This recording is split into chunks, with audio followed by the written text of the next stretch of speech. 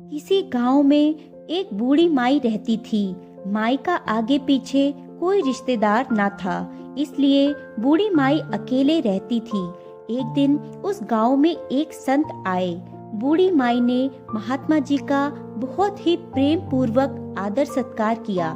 जब महात्मा जी जाने लगे तो बूढ़ी माई ने कहा, महात्मा जी, आप तो ईश्वर के परम भक्त हैं, कृपया करके मुझे ऐसा आशीर्वाद दीजिए जिससे कि मेरा अकेलापन दूर हो जाए।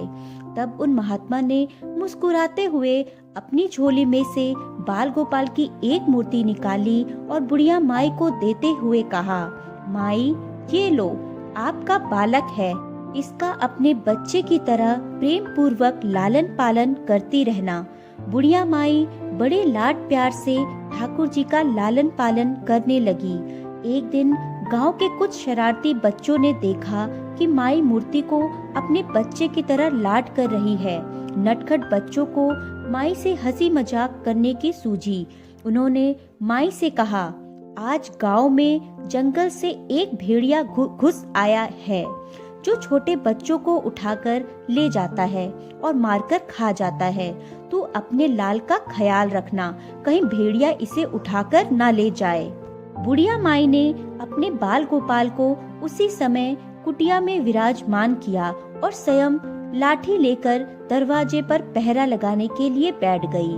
अपने लाल को भेड़िया से बचाने के लिए बुढ़िया माई भूखी प्यासी दरवाजे पर पहरा देती रही।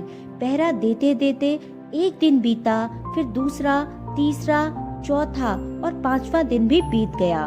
बुढ़िया माई 5 दिन और 5 रात लगातार बगैर पल के झपकाए उस भोली भाली मैया का यह भाव देखकर ठाकुर जी का हृदय प्रेम से भर आया।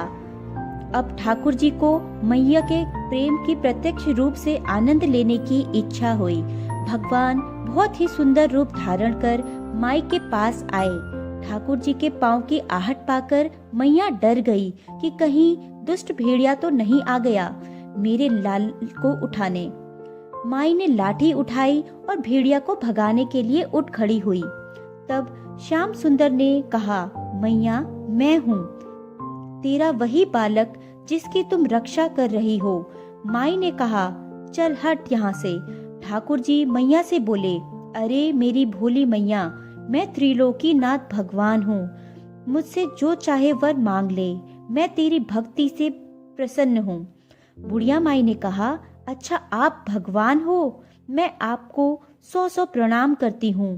कृपया कर मुझे यह वरदान दीजिए कि मेरे प्राण प्यारे लाल को भेड़िया ना ले जाए। अब ठाकुर जी और ज्यादा प्रसन्न होते हुए बोले, तो चल मैया, मैं तेरे लाल को और तुझे अपने निज धाम ले चलता हूँ, वहाँ भेड़िया का कोई भय नहीं होगा। और इस तरह प्रभु बुढ़िया माई को अपने निज धाम ले गए। भगवान को पाने का सबसे सरल मार्ग है भगवान से प्रेम करो।